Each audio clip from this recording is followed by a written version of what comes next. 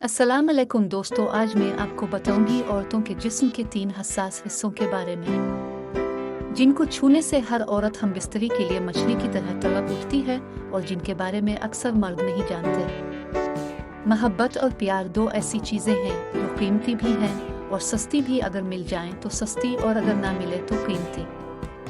जिस तरह मर्दों को बाहिया औरतें अच्छी लगती हैं, इसी तरह औरतों को भी बाकिरदार मर्द अच्छे लगते हैं। मकान तो सामान और ईंटों से बन जाते हैं, लेकिन घर बनाने के लिए नेक औरत की जरूरत होती है। औरत के पीछे से इसके बाल पकड़कर दबा दो, औरत जिमा के लिए तड़प उठेगी। अब दुनिया की तमाम औरतों को बुर्का पहना दे, मगर फिर भी हिसाब अपनी आंखों का देना होगा। जिस औरत के पास सब्र और शुक्र की आदत हो, वो औरत जिंदगी में कभी दुख नहीं देखेगी। 1. औरत के होठों को चूमना।